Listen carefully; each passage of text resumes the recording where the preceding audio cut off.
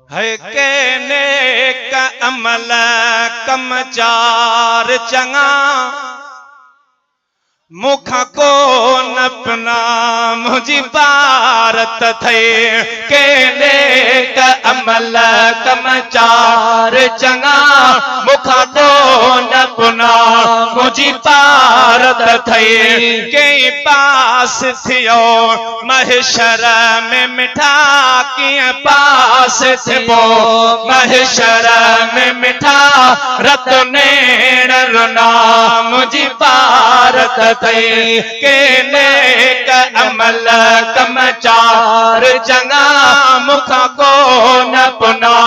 मुझी भारत थी कि पास थबो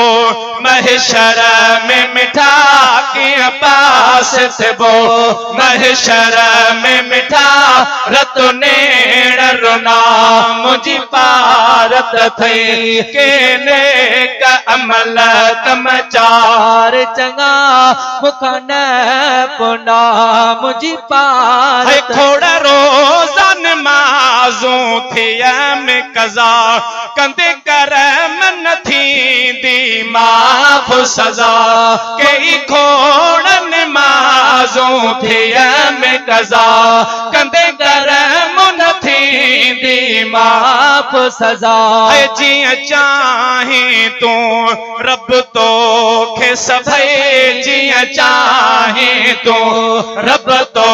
खे सभई अख्तियार दिना मुझी भारत थे के नेक अमल कम चार चंगा मुख को न पुना मुझी भारत थे के नेक अमल कम चार मुखा साईं को न पुना मुझी भारत थी कजा फजल करम को फकीरन ते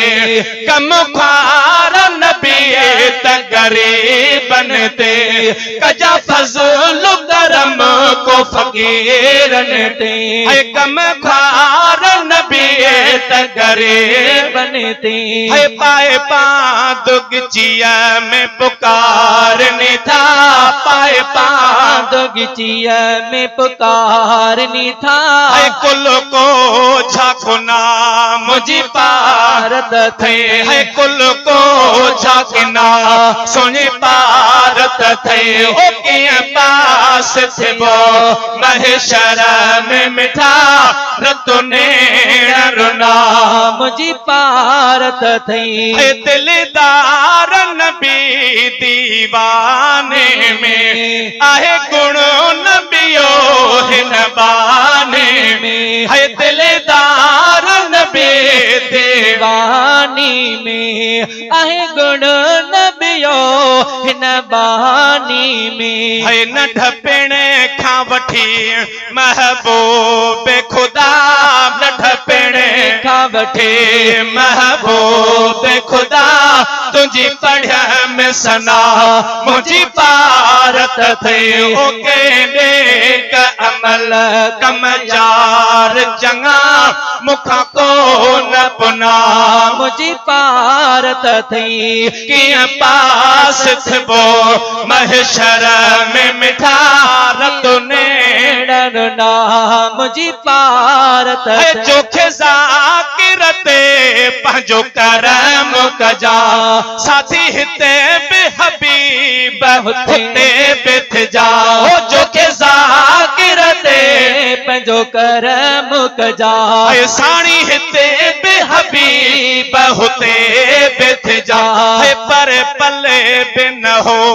त हुज़ूर कजा पर पले बि न हो त हुज़ूर कजा पिरी पाण के नाम मुझी भारत थी हो के पास थिया महशर में मिठा रत्ने रुना